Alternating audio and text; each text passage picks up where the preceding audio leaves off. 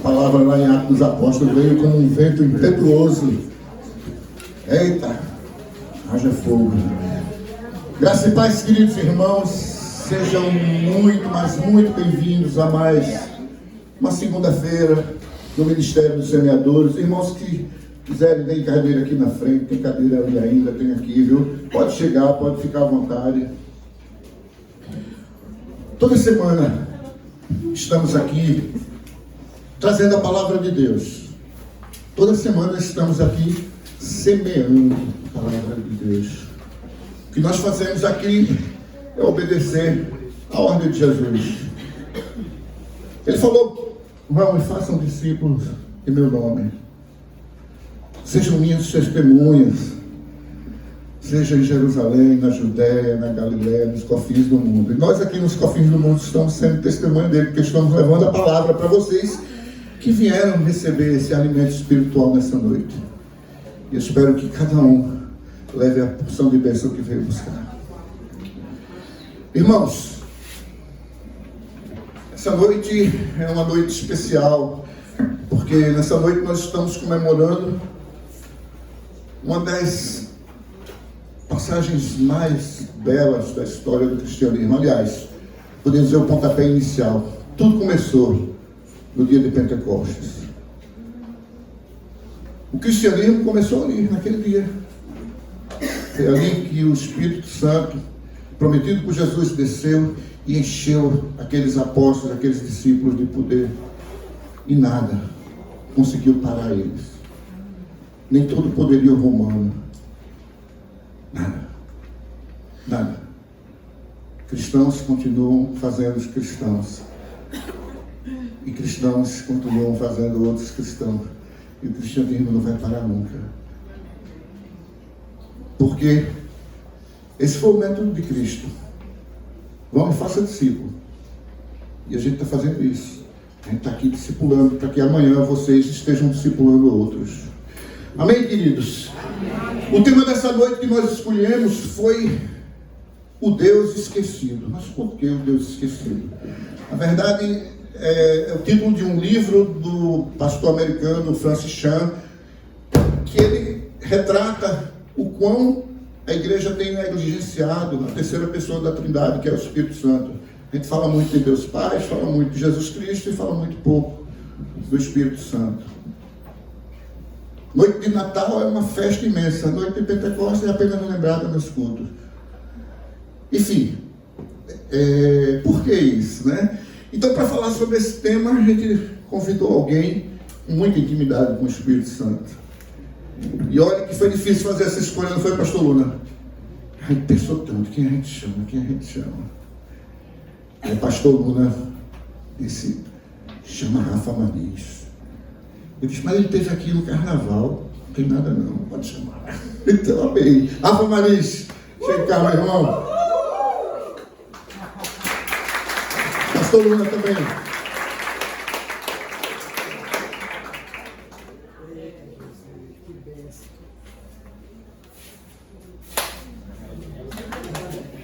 Aleluia. Todo seu, meu irmão. Graças e paz, igreja. Amém. Vocês jantaram? Graças e paz, igreja. Amém. Isso mesmo, glória a Deus. Amém. Coisa linda, né?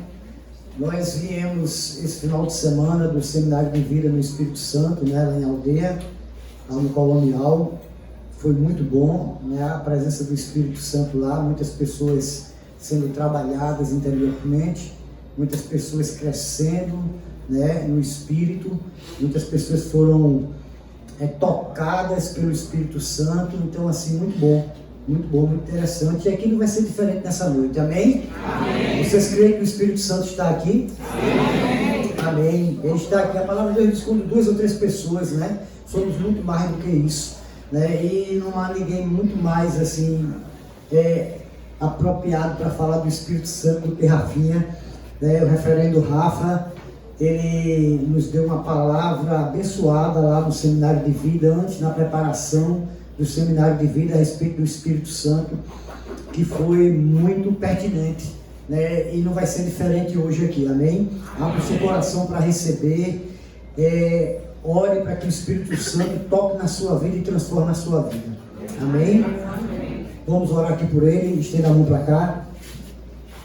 Pai amado, Deus eterno, em nome de Jesus, Pai, Tu conheces o Teu servo, Tu tem intimidade com ele. Senhor, em nome de Jesus, aqui ele tem liberdade, Senhor, para expressar o Teu Espírito. Aqui ele tem liberdade para orar em línguas, Senhor, para falar. Aqui ele tem liberdade para Te apresentar, Senhor. Em nome de Jesus, usa ele, Pai, usa ele, Senhor.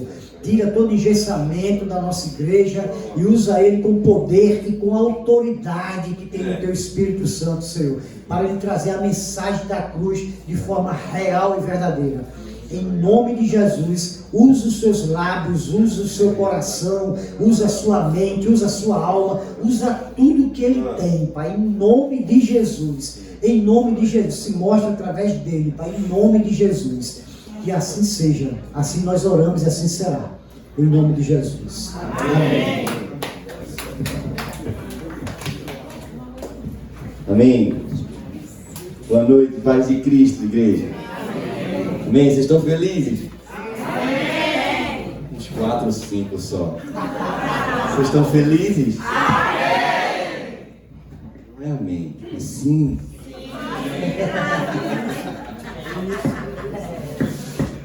Primeiramente, queria agradecer, pastor Luna, é sempre uma alegria atender um convite seu, chamado esse ministério lindo, Semeadores, Silvino, estar aqui na igreja que eu amo, nessa denominação que é linda e maravilhosa.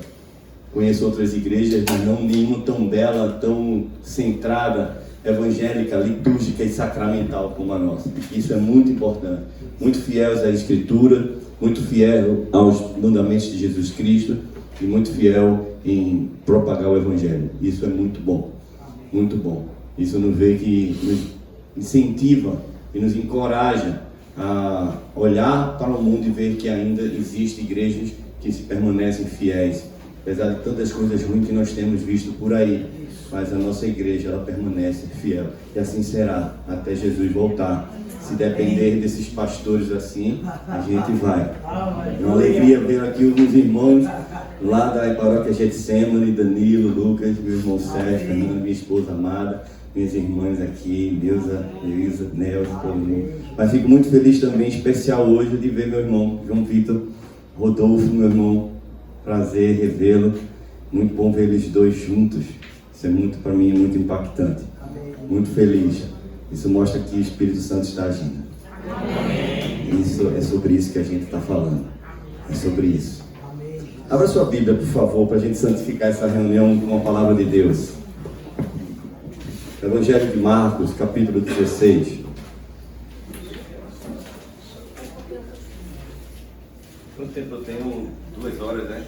Mais ou menos 2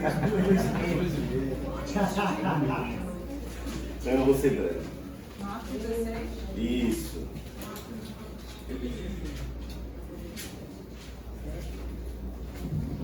Vamos abrir em Marcos 16, vamos ler a partir do 14.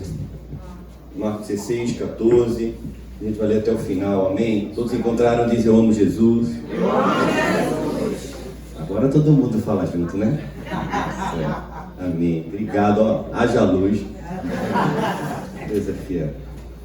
Está escrito: finalmente Jesus apareceu aos 11, quando estavam à mesa, e censurou-lhes a incredulidade e a dureza de coração, porque não deram crédito aos que o tinham visto já ressuscitado. E disse-lhes: vão por todo o mundo e pregue o Evangelho a toda criatura. Quem crer e for batizado será salvo. Quem, porém, não crer, será condenado. Estes sinais acompanharão aqueles que creem. Repita comigo: estes sinais acompanharão aqueles que creem. Em meu nome expulsarão demônios, falarão novas línguas, pegarão em serpentes, e se beberem alguma coisa mortífera, não lhes fará mal. Se impuserem as mãos sobre enfermos, eles ficarão curados. De fato, o Senhor Jesus, depois de ter falado, foi recebido no céu e sentou-se à direita de Deus. E eles foram e pregaram por toda parte, cooperando com eles o Senhor e confirmando a palavra por meio de sinais que se seguiam. Evangelho do Senhor, louvado seja ao Cristo. Eu queria dar uma ênfase nesses 2 últimos versículos. Por favor, você mantenha a sua Bíblia aberta. Toda vez que a gente for falando, a gente vai olhar para isso aqui. De fato, o Senhor Jesus, depois de lhe ter falado, foi recebido no céu e sentou-se à direita de Deus. E eles foram e pregaram por toda parte, cooperando com eles o Senhor e confirmando a palavra por meio de sinais que se seguiam. Entre esse versículo 19 e o 20 está Atos 2, Pentecostes. Certo? Depois dele ter falado, e depois eles pregaram. No meio termo aí, entre esses 2 versículos, tem um espaço de 10 dias. Que é quando Jesus ordena para eles: não saiam de Jerusalém até que vocês sejam revestidos de poder. E aí nós conhecemos o Pentecostes. Antes de a gente iniciar, muito bom o tema que Malvino trouxe. Esse livro é o livro que ele falou, O Deus Esquecido. Quem aqui já leu, levanta a mão. Ninguém leu? Olha, vocês estão perdendo. Vocês precisam comprar esse livro e você precisa ler esse livro. Esse livro aqui, ele não é uma teologia sistemática, ele não está falando sobre o Espírito Santo no sentido de quem ele é, ou teologicamente, doutrina da pneumatologia, nada disso. O que ele está falando aqui é algo que vai nos despertar e desejar mais por ele. Ele tem aberto os nossos olhos para uma triste realidade da negligência do Espírito Santo na nossa igreja. Nós temos igrejas que, se o Espírito Santo saísse da terra, elas funcionariam normalmente. Essa é a triste realidade. Charles Spurgeon, príncipe dos pregadores, ele conta uma história em que um dos seus membros da paróquia, onde ele era pastor, chega para ele e fala assim: pastor, eu estou com uma pessoa enferma em casa, uma mulher, uma senhora, e eu queria que o senhor fosse lá, dar uma palavra, orar com ela e tal, que eu creio que Deus vai curar e tudo bem. E ele, tudo bem, eu vou. E ele foi para a casa dessa senhora, e chegando lá, ele viu aquela mulher, ela estava muito doente, e a doença dela era desnutrição. Ela estava falecendo por inanição. Ela era muito pobre e ela estava passando fome. E ele foi muito tocado em ver aquela cena.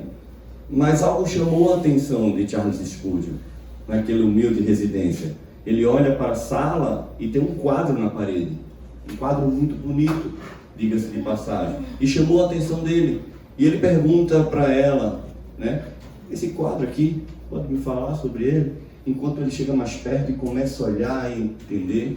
E ela, isso aqui é o seguinte: eu trabalhei durante muitos anos na casa de uma senhora, do senhor, e eles faleceram. E quando eu fui embora, terminei de servir, ela me deu isso aqui. E eu achei tão bonito, era a minha lembrança que eu tinha dela. Eu emoldurei e coloquei aqui na sala, para me lembrar desse tempo que a gente passou junto e dela. Ele, tá. Você se incomoda se eu pegar esse quadro, levar para uns especialistas e depois devolver? Não tem problema, pode levar, contanto que você não machuque, devolva ele. E ele, tá certo, ele levou. E ele levou para as autoridades da cidade. E chegando lá, as autoridades olharam e falaram assim: nós estávamos procurando por essa senhora há mais de 10 anos. Isso que ela tem na mão é um testamento. A família a qual ela servia, antes de morrer, passou todos os seus bens para ela. E isso, durante esses 10 anos, foi corrigido com juros. Hoje ela tem direito a uma tremenda fortuna. Mas nós nunca encontramos essa pessoa. E aí, ele diz que encontra a pessoa e resgata essa fortuna para ajudar aquela senhora. Mas ela não pôde desfrutar dessa herança que tinha recebido. E isso, Spurgeon faz uma triste comparação com o nosso evangelho. É isso que está acontecendo com as nossas igrejas. É isso que está acontecendo com os que se dizem cristãos. Nós não temos a real dimensão e não valorizamos o que o evangelho, que Cristo fez e nos deu. Paulo vai dizer que nós temos um tesouro em vaso de barro. Sabe o que é um tesouro em vaso de barro, quando Paulo diz ali? Naquela época, os tesouros, as coisas preciosas, os pobres, a casa era aberta, eles colocavam não em vasos valiosos, mas eles colocavam dentro de vasos bem feinhos e colocavam nos cantos mais sujos da casa, que quando passavam para coletar impostos e para roubar, roubavam tudo, mas aquele tesouro precioso ficava naquele vaso. Ele está fazendo a mesma comparação, que nós que não somos nada, também temos um tesouro valioso. Mas o interessante é que Paulo está dizendo que esse tesouro, ele só aparece, só é exposto quando o vaso é quebrado. Nós precisamos ser moídos, quebrados, pressionados, porém não destruídos nem desamparados, para que a glória de Deus resplandeça. Esse é o tesouro que nós temos. É o Espírito Santo atuando em nós. Meu irmão, você tem noção, feche seus olhos, por favor. Escute essa declaração que eu vou fazer.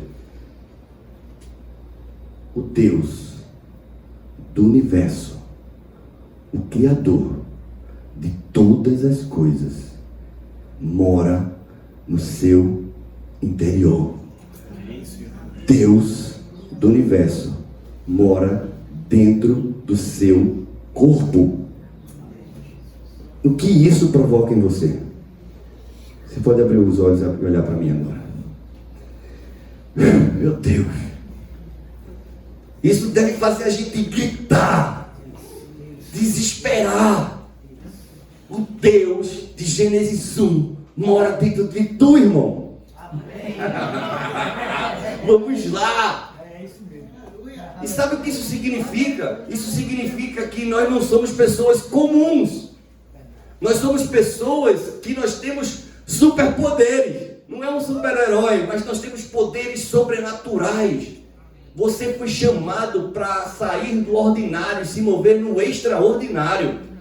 Esses sinais acompanharão os que creem. Quem crê aqui? Amém. Agora baixa a mão. E cadê os sinais? Aleluia. Aleluia. Quem aqui já curou um paralítico? Quem aqui já curou um surdo? Quem aqui já curou um cego? Cadê os sinais? Igreja, vocês creem mesmo? Eu vou mais além. Quem aqui já orou por um paralítico? Levante sua mão.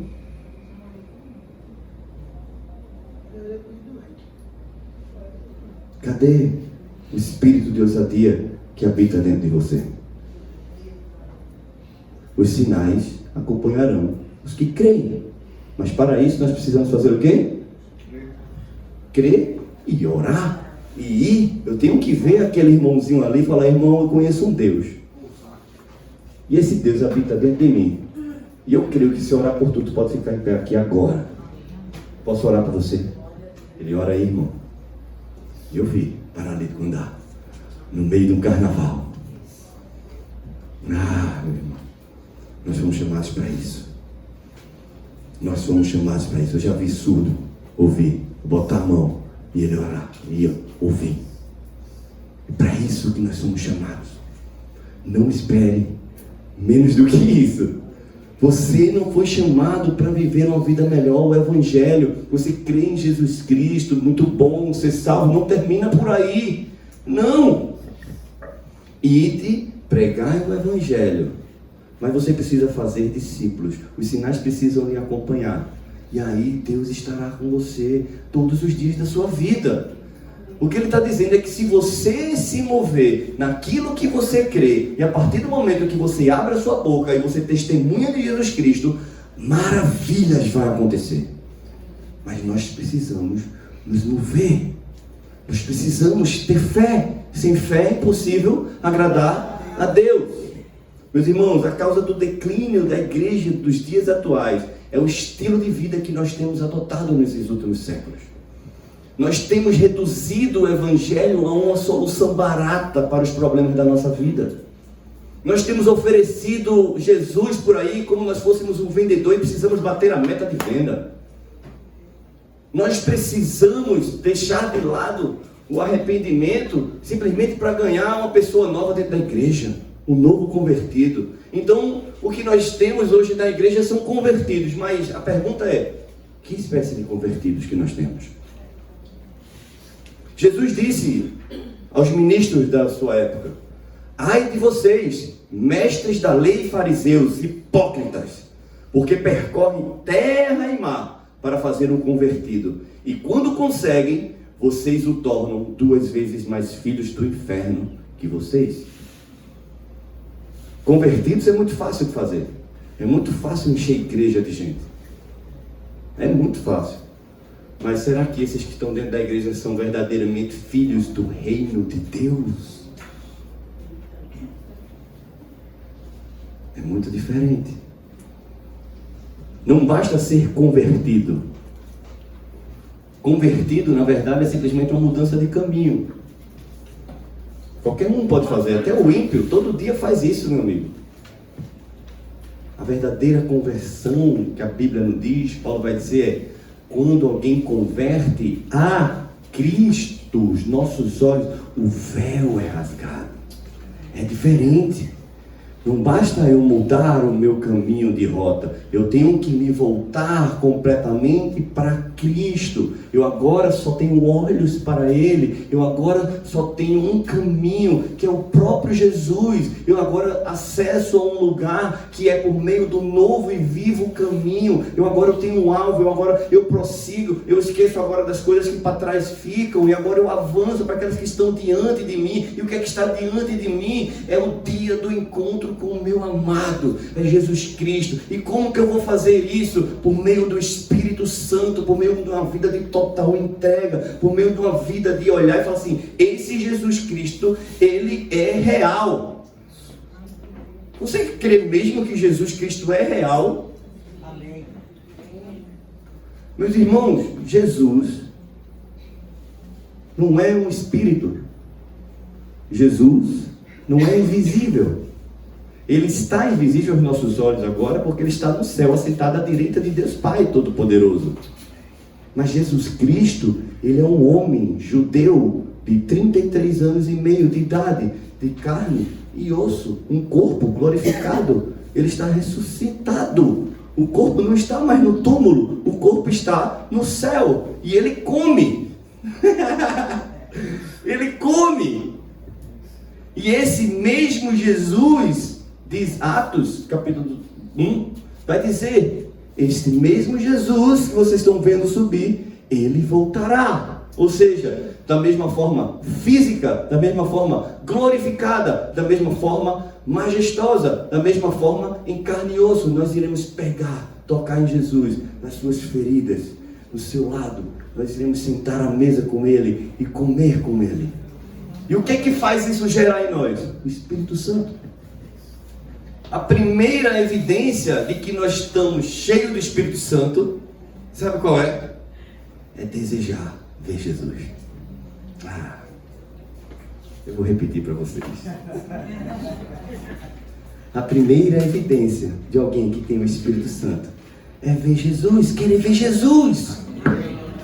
Nós não vivemos para essa vida. Paulo vai dizer, se nossa esperança em Cristo é para essa vida, nós somos mais miseráveis, dignos de pena do mundo. Porque a nossa vida em Cristo não é para aqui, é para a eternidade. Por isso nós não olhamos aquilo que se vê, mas aquilo que não se vê. Porque aquilo que se vê é transitório, é temporário, mas aquilo que não se vê é eterno. Por isso nós não amamos as coisas do mundo, mas amamos aquilo que vem do céu. aquilo que está voltando. E Jesus não voltou ainda, sabe por quê? Porque a gente precisou ser salvo ainda. Mas ainda tem algumas pessoas. Mas principalmente porque a noiva do Senhor não está apaixonada por Ele. E o principal papel do Espírito Santo, hoje, sempre foi, na verdade, é derramar em nós amor por Jesus. Porque o fruto do Espírito é a alegria, paz, bondade. Mas todos os outros decorrem do primeiro fruto mais importante, porque Deus é amor. Então o que é que o Espírito dentro de nós é? Amor. Mas que amor é esse? Amor a Deus sobre todas as coisas. E o próximo como a ti mesmo. Então a primeira coisa que nós precisamos entender é: se eu não estou amando Deus sobre todas as coisas, de todo o meu coração, algo está errado com o Espírito Santo que está dentro de mim. Eu posso ter acontecido duas coisas: posso ter entristecido e posso ter apagado. E tudo bem, porque a gente pode se arrepender e ele se alegrar, e ele pode ser reaceso. O problema é que aquele que não tem, mas que também ainda não é problema, a gente pode pregar e ele se converter. Tem jeito para tudo. Tem gente que vai dizer que tem jeito, não tem jeito para a morte. Eu falei: você está errado, você não conhece Jesus, porque ele venceu a morte. E aquele que crê naquilo que é a ressurreição, a vida, mesmo morto, viverá eternamente. Nós precisamos entender que quando Jesus vem, ele morre, ele ressuscita, ele libera o seu Espírito.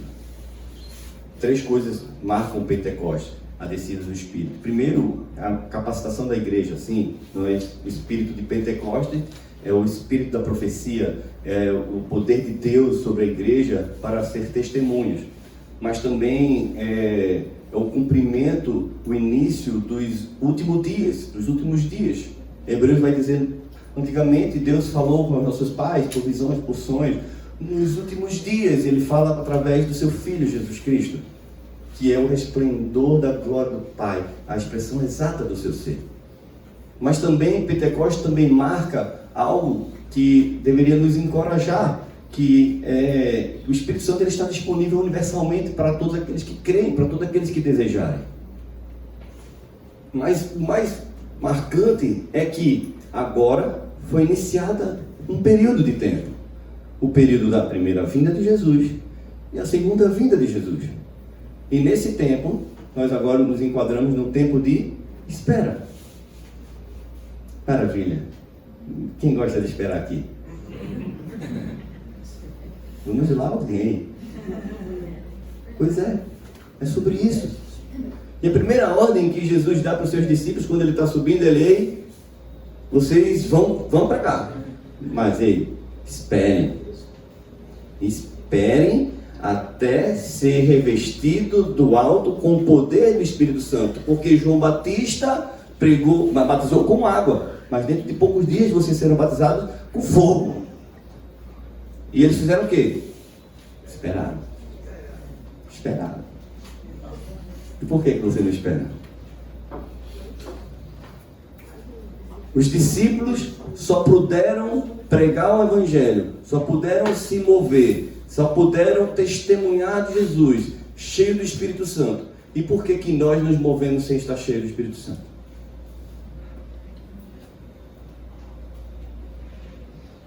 Essas são perguntas sem resposta, né? Eu vim aqui para chacoalhar você. Eu vim aqui e você tem que sair daqui hoje sedento pelo Espírito Santo. Doido por ele. Louco.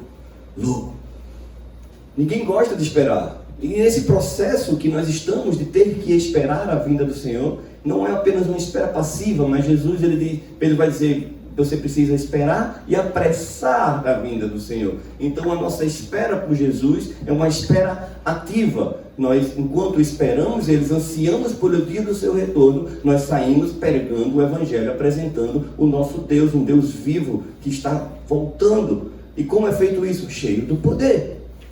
Mas a questão é, nós estamos falando de um Jesus que nós não temos intimidade. Nós estamos falando de um Jesus que não conhecemos intimamente. Nós estamos falando de um Jesus que pregou para a gente o que a gente conhece de ouvir falar. E saber quem é Jesus não é a mesma coisa de conhecer Jesus. Saber, todo mundo sabe. Até o demônio, o diabo, crê e treme. Mas não vão ser salvos. E nós, por que nós não cremos e trememos e tememos o Senhor? Jeremias 32:40 diz que Deus liberará o seu temor no íntimo do nosso ser, para que nós nunca nos apartemos dele. É o temor do Senhor que nos aproxima de Deus. É o temor do Senhor. Quando a gente olha para esse dia, que a Bíblia chama de o dia do Senhor, que nos faz todo dia nos prostrar diante do Senhor em profunda reverência, simplesmente dizendo: vem, vem, vem. Quem tem o Espírito Santo, o primeiro clamor que deve gerar dentro de você é: vem, vem.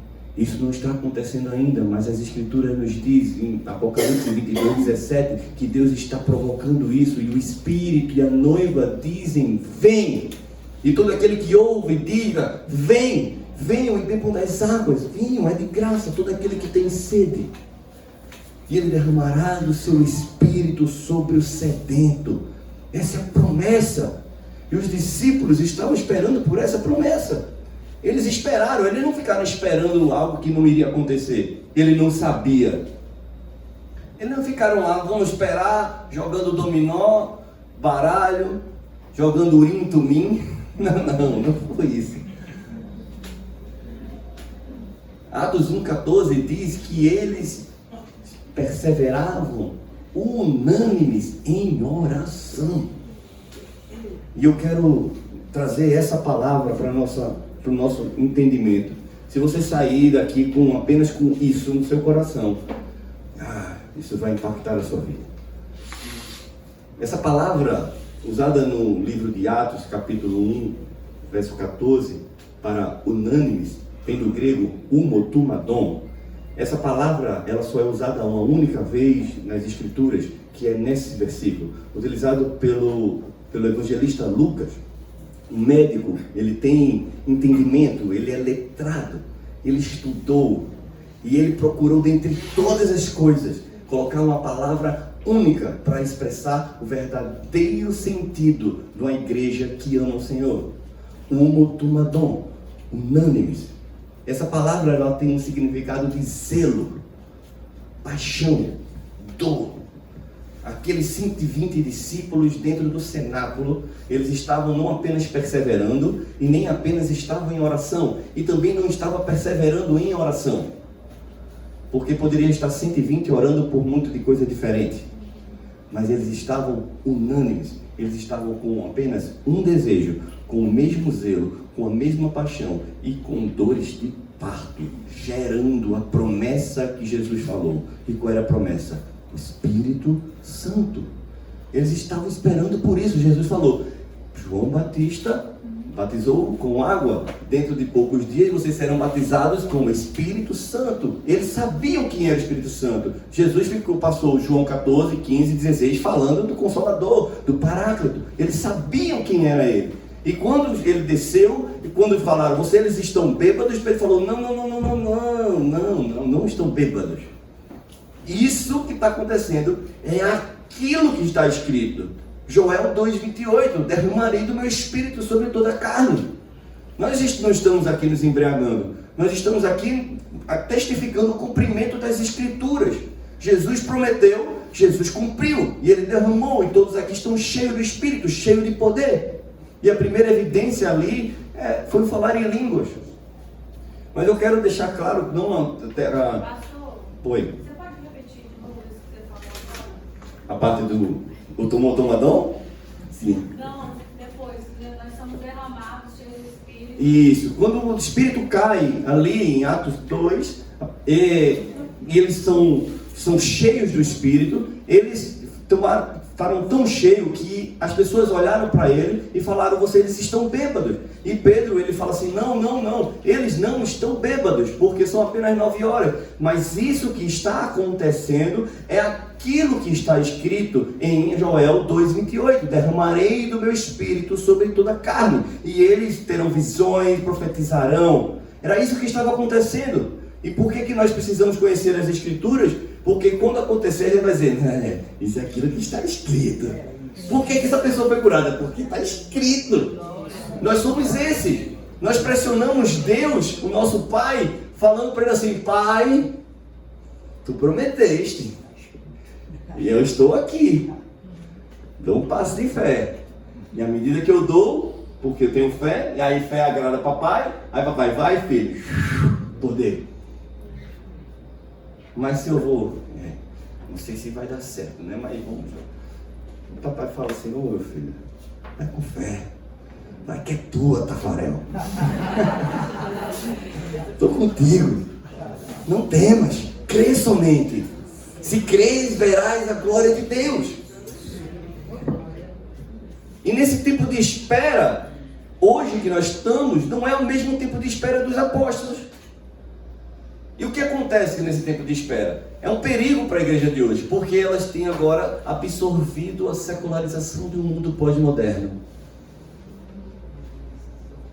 Nós vemos muitas igrejas que, ao invés de estar pregando o evangelho com fidelidade, estão colocando entretenimento, recreação, querem atualizar a palavra de Deus. Vocês já viram isso por aí? Pode ficar, né? Eles não estão preocupados em serem fiéis, eles estão preocupados em terem mais seguidores, não de Jesus, mas dele.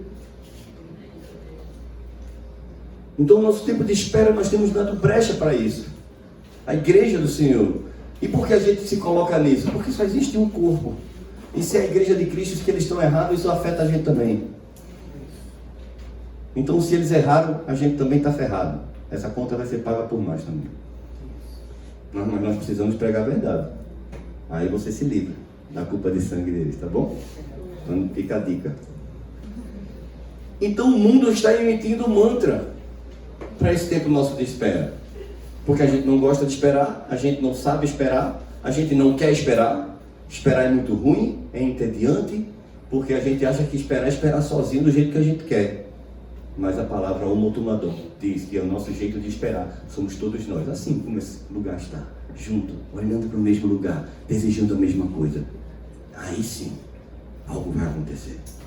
Algo vai acontecer. E só tem uma coisa, uma arma para uma igreja não ser tomada ou ser possuída pelo secularismo. É o anseio pelo retorno de Jesus. É amar o dia da sua vinda. Aquele que está olhando para as Escrituras e está dizendo, Jesus está voltando, ele não vai ser enredado pelas artimanhas desse mundo.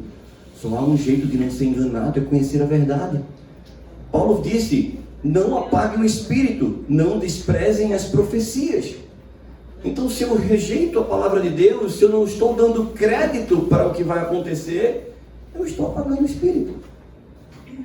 Se eu não obedeço a palavra de Deus, se eu questiono a palavra de Deus, se eu acho que ela está meio desatualizada, eu estou me rebelando à palavra de Deus. Consequentemente, eu estou apagando o espírito.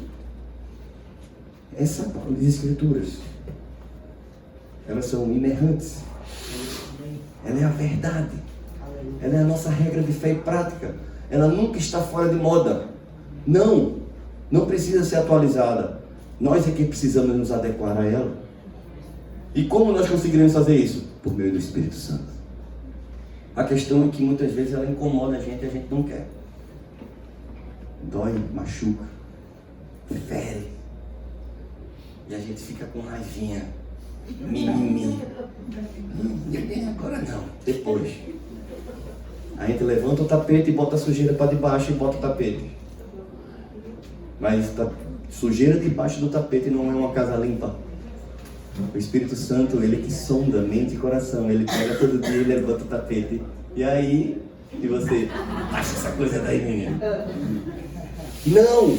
Precisamos de arrependimento. Falar assim, é isso, Espírito Santo, é isso mesmo. Tô caído, tô largado, tô errado, eu menti, eu pequei, mas eu preciso do Senhor para me purificar, para me santificar. Eu me arrependo, eu boto minha cara no pó. Talvez ele volte, passe e deixe uma bênção. Ele promete perdão, ele promete purificação, mas precisa de arrependimento. E arrependimento se chama violência espiritual. Violência espiritual. Nós precisamos ser esses, violentos espiritualmente. É triste ver que o nível de espiritualidade da igreja de hoje é muito baixo. Temos grandes profissionais, nós temos pessoas, grandes empresários, mas nós não temos grandes homens de Deus espirituais. Isso não era para ser um ou outro, ou alguns mestres, alguns bens, não, era para ser todo o corpo. Oi? Pastor, desculpa interromper, mas na sua visão, o que você acha que as igrejas têm tanta divergência com os dons espirituais? Eles falam que eu cresci numa igreja tradicional, que é a Batista, e depois eu fui para as igrejas renovadas, e é muito diferente a pregação sobre o Espírito Santo, o que você vive numa igreja renovada, o que você vive numa igreja tradicional. É isso. A questão é que essas pessoas que pregam um Espírito Santo como uma doutrina teologicamente, e se esquecem que ele é uma pessoa, que ele é Deus aqui na terra. Provavelmente são pessoas que não tiveram experiências sobrenaturais e reais. Eu quero saber aqui quem... Um pecado, você fala assim, dom de línguas, eu já tive Sim. vários embates sobre isso. Eu creio, eu vi, eu já vi, né? Eu tive a honra de ser, alguém orar em mim em línguas, foi a coisa mais linda da minha vida. Tem dentro de certas igrejas que você fala como se você tivesse, acho que, blasfemando. Pois é, mas na verdade quem está blasfemando é ele, né? Porque quando há uma evidência do Espírito Santo e ele diz que aquilo não é de Deus, isso é um grande perigo. Quem somos nós para poder não dizer que aquilo é de Deus ou não?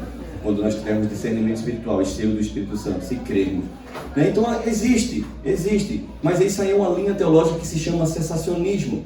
E muitos dos batistas creem assim, mas existem muitos batistas renovados também. Tá? Eles creem que os dons do Espírito Santo ficaram simplesmente para os apóstolos, e quando o último apóstolo morreu, cessou. Mas isso é doutrina de homem. Não existe nada nas nossas escrituras, não existe nada aqui que possa fortalecer, que possa afirmar e que esse argumento de que o Espírito Santo não está aqui é verdadeiro. Não tem como. E sabe qual é a melhor experiência de você saber que o Espírito Santo é verdadeiro, que os dons estão? Quando você é tomado. E não importa, pode falar, o problema é seu. Eu sei do Deus que me tomou, eu sei o que Ele fez. Eu sei o que Ele fez na minha vida. Eu sei o que Ele fez na minha vida. Eu sei o que eu vi a glória de Deus, eu fui arrebatado, eu estava drogado, fazia 15 dias usando droga das mais pesadas, e o Espírito Santo veio e me tomou, e eu fui curado, liberto, expulso do demônio, num lugar arrebatador. Ele me tomou, e eu estou aqui hoje pregando essa palavra. Eu não estou falando de um Deus que me falaram, eu estou falando de um Deus que eu vi. Eu vi o que me tocou, o que me tomou, o que me curou, e minha esposa está ali comigo, ela sabe como eu era endemoniado. Aleluia. Muito pastor hoje vivendo muito livro, conhecimentos teológicos, Sim. como você falou, e se distanciando muito do Espírito Santo. Pois é muito bom a gente ter conhecimento. Muito bom. Mas o conhecimento nunca, eu digo novamente, nunca irá sobrepor a um relacionamento de intimidade. A igreja de Éfeso, em Apocalipse capítulo 2, eles falam assim: conheço as obras de vocês conhecem os que dizem apóstolos e não são, vocês rejeitam a doutrina de um nicolaíta, vocês são muito bons, mas eu tenho algo contra vocês abandonaram o primeiro amor. Você deixou de se relacionar comigo como Deus vivo. Você deixou de estar no lugar secreto da oração e de ser apaixonadamente simplesmente para fazer um monte de coisas. Vocês colocaram a doutrina acima do amor. Vocês colocaram a ortodoxia acima da intimidade. Vocês colocaram as escrituras, a palavra, como Deus, e se esqueceram que eu sou um Deus vivo, que eu quero me relacionar intimamente com vocês antes de qualquer coisa. Isso é o que está acontecendo hoje. Muitos querem ser cheios de conhecimento. E sabe o que acontece isso? Isso foi a primeira queda do homem. Quando o diabo chegou para ela e falou assim: vai lá e come que tu vai ser cheio do conhecimento. Ela, opa, eu quero. É isso. A vaidade. Vaidade, orgulho, soberba. Para poder ser aquele que sabe mais da palavra. Eu não quero ser o que sabe mais da palavra. Eu quero ser aquele que ama mais. Aleluia. É muito difícil, é muito fácil. Eu peguei até um ímpio. Pode pegar o ímpio, ele vai ser fera na palavra de Deus. Ele pode pegar e ler ela, vai falar tintim por tintim, pegar teologia sistemática e dizer. Agora fala assim, sim, mas tu viu o Rei da Glória? Aí ele não vai saber responder. Mas eu posso não saber versículo, latitude e longitude. Eu não sei onde está escrito, qual é o capítulo nem o versículo, mas eu sei que está escrito na palavra de Deus, que todos aqueles que olham para ele são irradiantes. E eu não vejo a glória de Deus em você. Mas aqueles que conhecem o Senhor, assim como Estevão estava prestes de ser apedrejado, as pessoas olharam para ele e viram o rosto dele como de um anjo. Aqueles que conhecem o Senhor, como Pedro e João, depois de terem sido apedrejados, presos na verdade, em Atos capítulo 4, os homens olham para eles, o mesmo que mataram Jesus, falou assim: esses caras são iletrados, são incultos, são analfabetos, eles não sabem nem ler. Mas eles reconheceram que eles tinham estado com Jesus. Aí eles falaram assim: não pregue Jesus, não fale sobre esse Jesus. Aí Pedro, importa que obedeçamos primeiro a Deus do que a homens. E nós não podemos deixar de falar das coisas que vemos e ouvimos. Primeiro eu vejo, depois eu ouço, depois eu vou. Era assim que Jesus fazia. Jesus ele falou: olha, eu não faço nada que o meu Pai não me mostrou. Eu não falo nada que o meu Pai não tenha me dito. E por que a gente quer sair por aí falando e fazendo coisa que Deus não mandou? Vou voltar aqui para o esposo. Eu já falei, não é muito difícil. Para falar do Espírito Santo, eu preparo um esboço, e eu creio que foi o Espírito Santo que fez assim. Mas isso para mim é sempre desconfortável, porque eu sei que eu falo, meu Deus, eu não posso, como é que eu posso falar de um Deus que é inexplicável, um Deus que é infinito? Eu quero que o Senhor venha e nos tome, faz a tua vontade aqui nesse lugar. Fala o que tu quer. Mas a grande questão é que esse Deus, que é Deus eterno, santo, poderoso, que é o Espírito Santo, que é o Deus que está aqui na terra, o Pai e o Filho estão no céu, e Ele está aqui, habitando em nós, e também sobre nós, empoderando aqueles que creem. Ele está aqui, e nós estamos negligenciando isso. E é por isso que nós não estamos nos movendo. E sabe o que está acontecendo? A nossa igreja está sendo uma igreja que está servindo somente a si mesmo. E a gente se acomoda, está tudo muito bem, porque eu tenho um emprego, minha família está bem, está tudo tranquilo, eu tenho meus irmãos, e aqui é muito bacana, está tudo muito bem. De vez em quando eu tenho uns aperreios, mas aí está em paz. Mas não é sobre isso. Não é só sobre isso. Jesus não veio, Jesus não morreu e ressuscitou e liberou o seu Espírito, e Ele vai voltar para que você tenha uma vida confortável aqui na terra. Não! Ele falou: aquele que amar a sua vida mais do que a mim mesmo não é digno de mim. Aquele que quer vir após mim, negue-se a si mesmo, tome a sua cruz e me siga. Tem que ser uma vida de renúncia, não é uma vida de me contentar com essas coisas. Jesus está levantando uma geração que será muito bem sucedida, estará nos melhores lugares, mas chegarão nesse lugar e falarão assim: não é isso que me define, mas eu estou aqui porque eu amo a Deus, o que me cativa é o Senhor, o meu fascínio é sobre Ele, e se eu estou aqui hoje é porque eu amo Deus primeiro do que todas as coisas, porque quando eu faço isso, as demais coisas são acrescentadas. Quando eu olho para o dia do Senhor,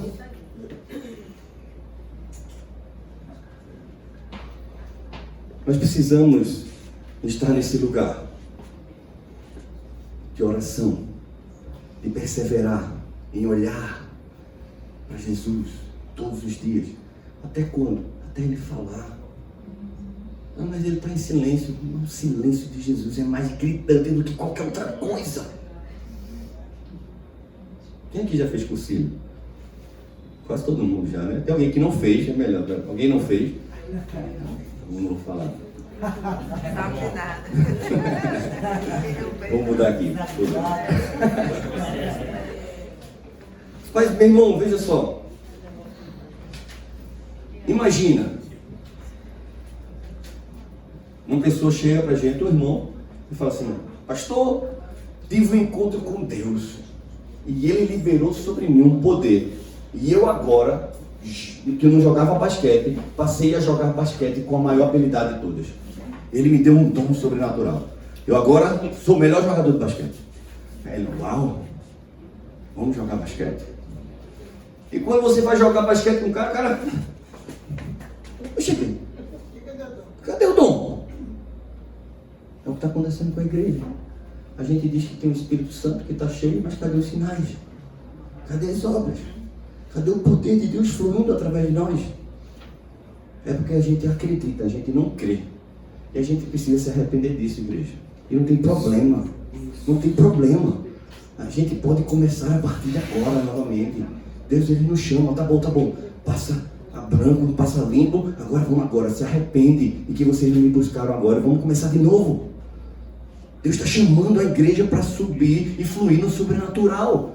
A profecias aponta para que nos últimos dias, antes de Jesus voltar, haverá uma igreja madura, será o maior avivamento da história, será a maior colheita de alma. No tempo mais escuro da época, da era, o joio que vai estar tomando a terra, com a maior perversão, com a maior agressividade e corrupção, a igreja gloriosa vai se levantar, fluindo poderosamente nos dons. Essa é a promessa. A gente tem que olhar para isso. Isso está disponível para a gente agora, nesse exato momento.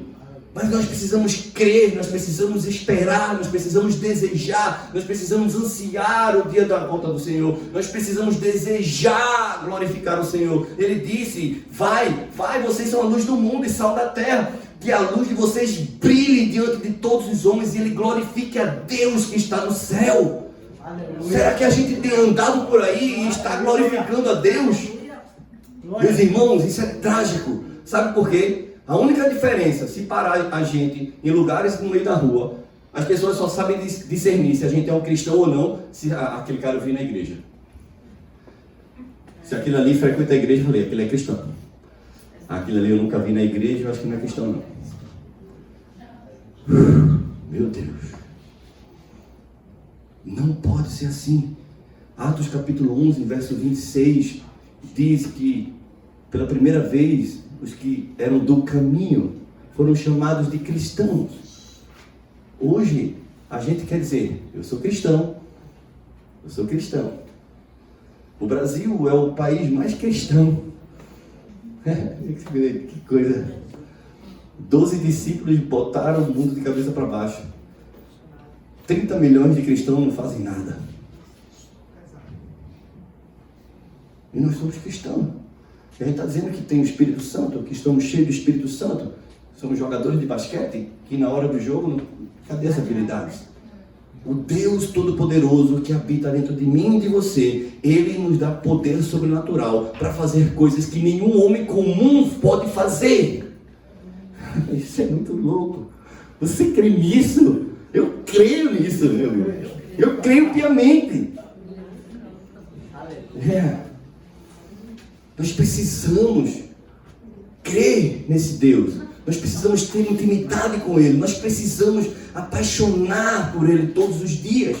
Nós precisamos ter encontros com Deus vivo, que nos transforma, que alimenta a nossa fé. E que Ele diz assim, vai filho, vai, eu estou contigo.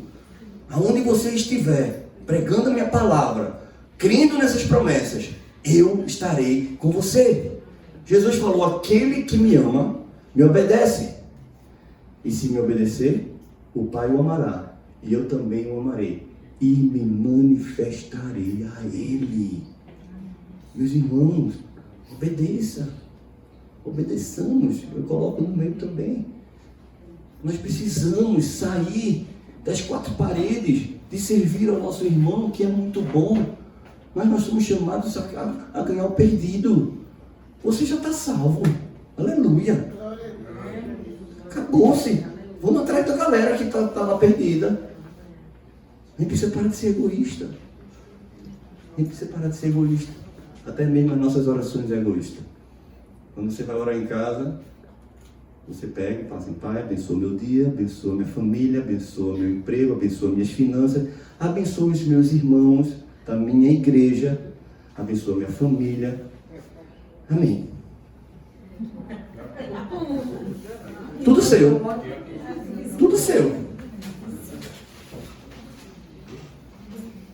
vou orar pelo meu irmão que está doente. Pai, eu quero orar pelo meu irmão que está doente, que já está salvo da igreja. Eu quero orar pelo meu tio que não é crente, mas é meu tio. Eu quero orar pelo tio do meu irmão que pediu oração. Meu irmão, nós precisamos ser cheios da compaixão de Deus e sair por aí para aquele que está perdido. É muito bom estar com os irmãos, mas sabe por que nós não temos visto tanto poder? Porque o poder de Deus, essencialmente, é para o perdido. Jesus falou, vocês serão cheios do poder, e então serão testemunhas. Preguem em Jerusalém, em Samaria, Judeia, até os confins da terra. Então você vê os discípulos, nas escrituras você viu algum milagre feito Paulo para Pedro? Paulo, ora aqui por mim, Paulo. Isso não tem. Não tem. Todos os sinais e poder do Espírito Santo foi para conquistar o perdido. Mas existe também o aperfeiçoamento da igreja. E aí já não é mais os dons do Espírito. Esses dons edificam, capacitam a gente para a obra. Mas os dons para a igreja que nos fazem crescer não é o dom do Espírito. Também vai ser por intermédio do Espírito, mas é o dom de Cristo, que são o quê? Apóstolos, profetas, evangelistas, pastores e mestres. Esses 5 dons são pessoas presentes de Deus para a igreja, têm a capacidade do Espírito Santo de aperfeiçoar o corpo para prepará-los para o serviço. Então, gente, deixa eu dizer algo para vocês. A obrigação de pregar o Evangelho no poder do Espírito não é apenas do pastor, não é apenas do profeta, mas é da igreja. Vamos lá comigo, alguém? É você. Não, isso é só para o pastor, ele que é muito ungido. O pastor Luna é cheio do poder. O pastor Luna é o exorcista da episcopal. Se você conhecer alguém endemoniado, você liga para a Luna. Viu? Mas é porque a gente crê nisso. A gente crê nisso. E os dons não vai fluir através de você. Por quê? O principal motivo para fluir, para que ele possa ser evidenciado na vida do irmão, daquele que seja necessitado, Paulo vai dizer que é o amor. O amor. 1 Coríntios capítulo 13, que todo mundo utiliza como um texto, capítulo tão bonito. O amor. Olha, o amor tudo suporta, tudo crê, tudo espera, não se soberbece, né? Não pensa em si mesmo. Olha, maravilha. Esse capítulo é o capítulo mais duro que Paulo escreveu. Paulo está dando uma lapada na igreja. Fala assim, meus irmãos, os dons que vocês estão falando aí, língua, isso aí é o pior. Não importa. E deixa eu te dizer uma coisa. Ainda que fale língua dos anjos, ainda que você profetize, ainda que você dê seu dinheiro, ainda que você dê o seu corpo, tudo que vocês estão fazendo aí, se não tiver amor, não adianta de nada. Eu estou falando, então sabe o que eu estou dizendo? Sabe o que o Paulo está dizendo para Coríntios? Fala assim, até agora vocês fizeram, apaga, não serve de nada. Vamos começar de novo. Aí ele começa, 1 Coríntios capítulo 14. Portanto, sigamos o caminho do amor. Aí ele agora ressignifica o que é os dons. Para de falar em línguas, busque o maior dom, o dom mais importante, que é o dom de profecia. Por quê? Um incrédulo, uma pessoa que não crê em Deus, quando ele vê o dom de profecia em ação, ele fala, Deus existe. Mas se um cara que é incrédulo entra na igreja e vê todo mundo e xalalalala, você é doido aí, velho, eu chamo ele embora. Paulo está dizendo, o que fala em línguas? Fala em mistério com Deus, edifica a si mesmo. E Paulo vai dizer, não tem problema nisso não, porque eu dou glória a Deus que eu falo língua mais do que todos vocês. Mas nós precisamos entender os lugares para as coisas. E Paulo está dizendo, façam tudo com ordem e decência. Procurem o dom de profetizar. E novamente a gente entra lá em Tessalonicenses e diz, não despreze as profecias, não despreze o dom de profetizar, não apague o espírito. Quer ter um espírito queimando? Fala assim, eu quero olhar para o irmão, quero amar ele. Eu falo, Deus, revela o coração dele. Dá uma palavra para ele agora.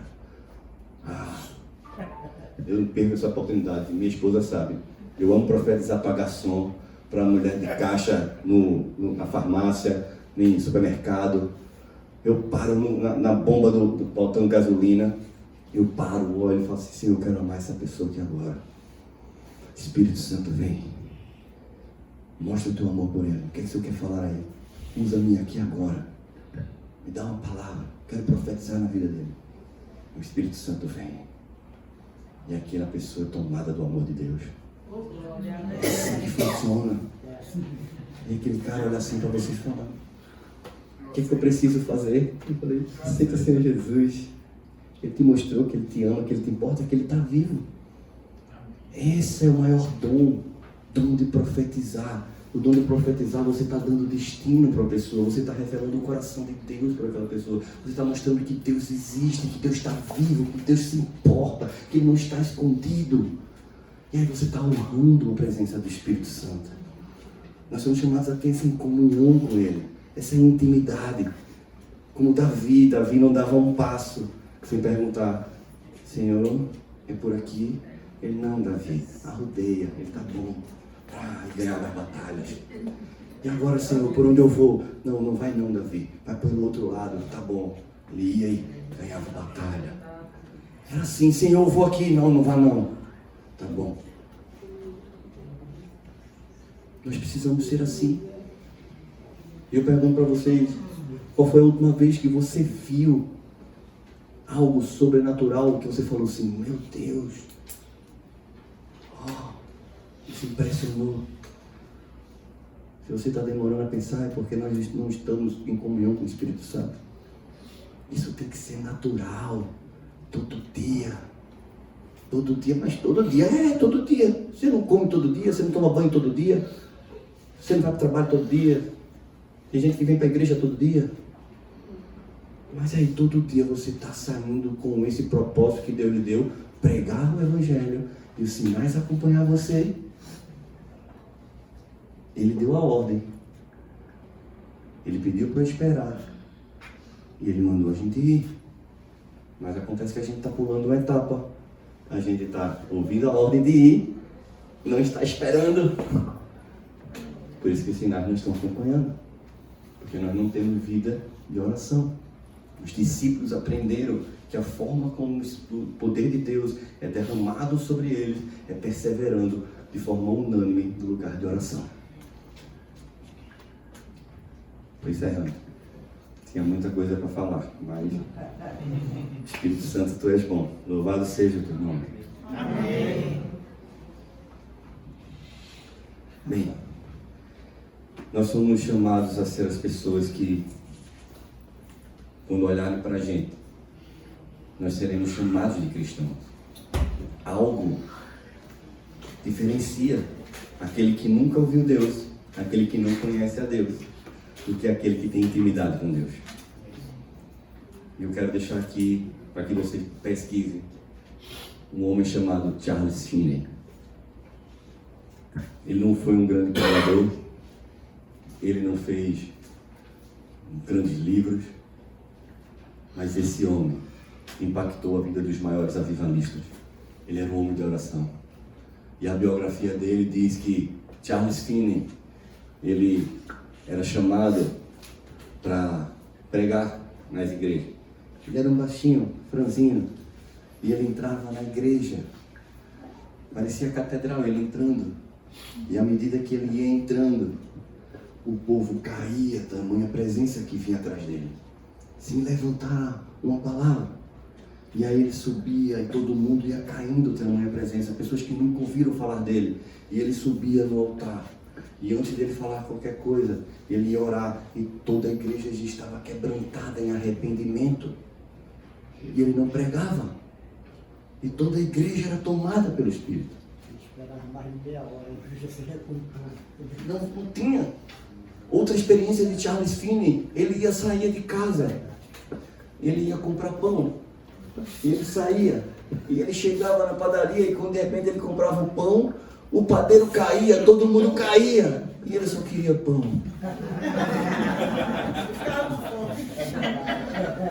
Tamanha presença que ele carregava. E meus irmãos, isso está para mim e para você. Quando Deus chegou para Moisés E eu vou encerrar por aqui. Deus chegou para Moisés e falou assim: Moisés, se afasta, que eu vou matar esse povo rebelde. Eu vou começar tudo de novo, através de você. A gente vai recomeçar. E eu vou te dar poder, eu vou te dar bênção, eu vou te dar terra, vou te dar riquezas. Sai daí que eu vou matar a galera. Aí Moisés: opa, Deus, não faça isso com o seu povo. Tenho certeza que muitas pessoas hoje na igreja, aqui não, viu?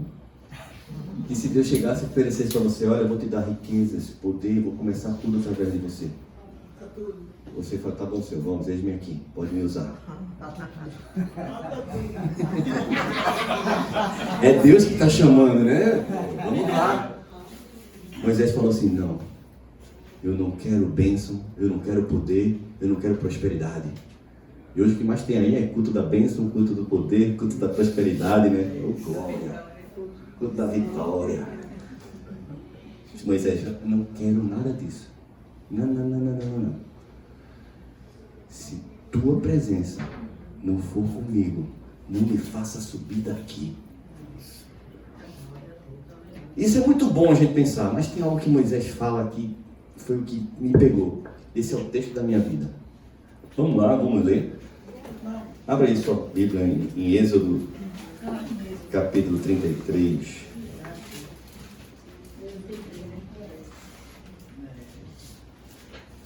Esse é o texto da minha vida.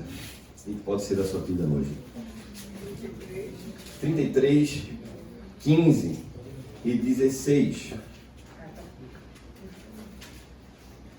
Vamos ver o 14. E que coisa, né? Então vamos fazer o seguinte, vamos ler do 12, que a gente lê tudo certinho, mas eu vou dar uma ênfase no 16 e 17. Vamos ler para ter 33, 12. Tá?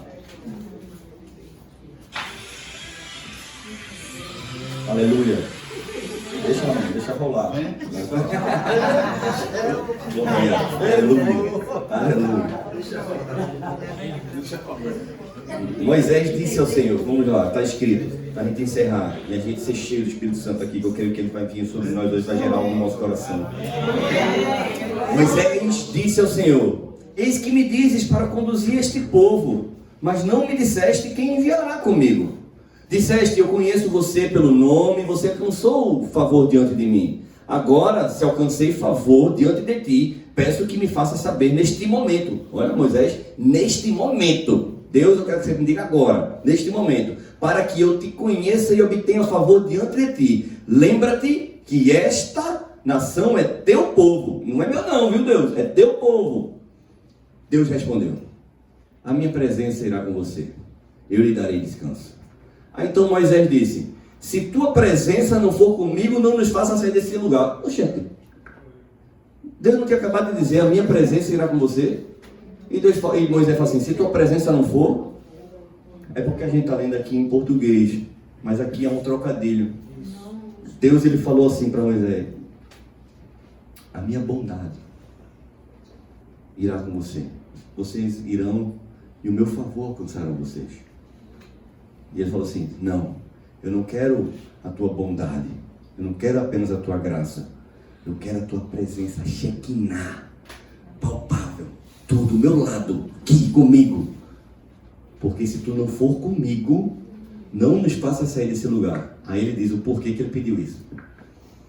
Pois como se poderá saber que alcançamos favor diante de ti, eu e o teu povo?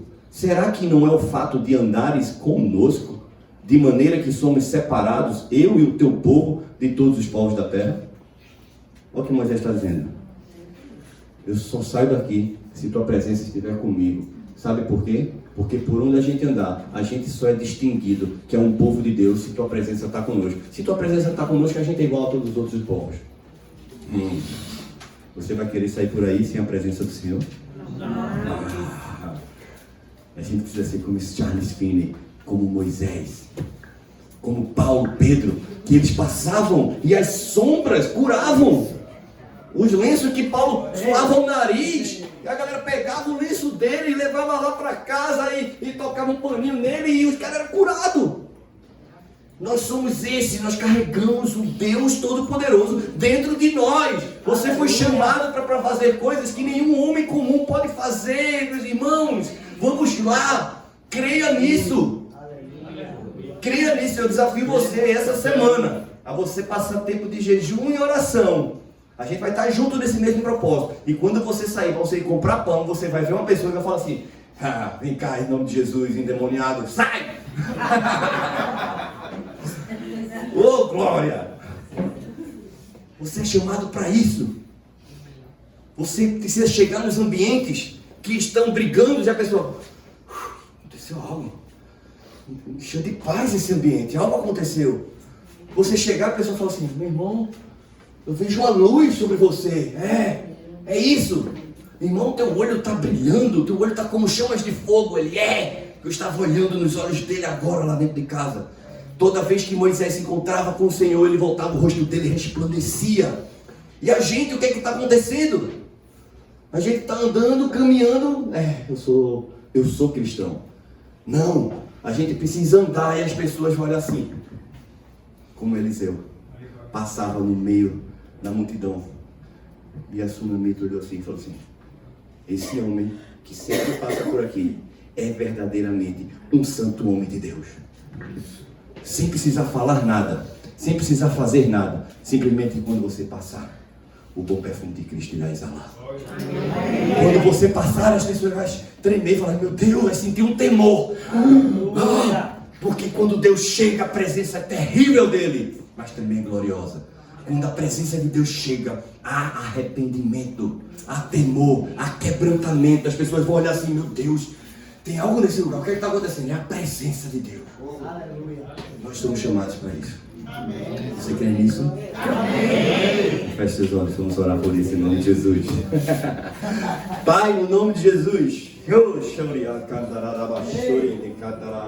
Pai, no nome de Jesus, nós cremos que Tu és um Deus vivo, Tu estás movendo no meio de nós.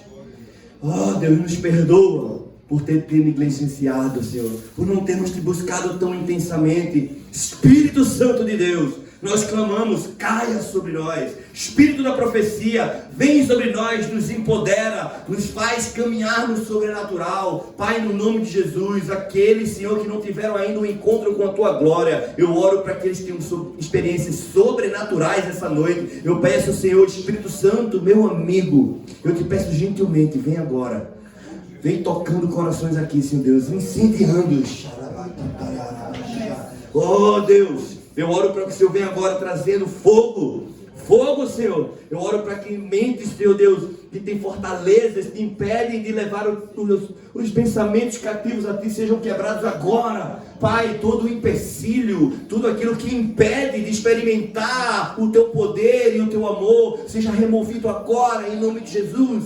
Espírito de sabedoria e de revelação, vem sobre a Tua igreja, nos dá uma renovação de mente, Senhor Deus, nos faz olhar para o trono da graça e desejar ser cheios do poder. Isso não é o pecado, isso não é problema. Tu nos chamaste para isso e nós te pedimos: Pai, derrama do Teu poder. Nós não queremos ter uma igreja tíbia, nós não queremos ter uma igreja capenga, que só é conhecido por frequentar igreja. Nós queremos que as pessoas vejam, sintam, experimentem, sejam tocadas e impactadas profundamente pela Tua presença que nós carregamos. Vem, Espírito Santo, aumenta a nossa consciência da Tua presença em nosso interior e faz com que isso transborde, que seja como rios de água viva que fluem do nosso interior. Vem, Espírito Santo, toca-nos em nome de Jesus, em nome de Jesus. Aquele que crê diz amém. Amém.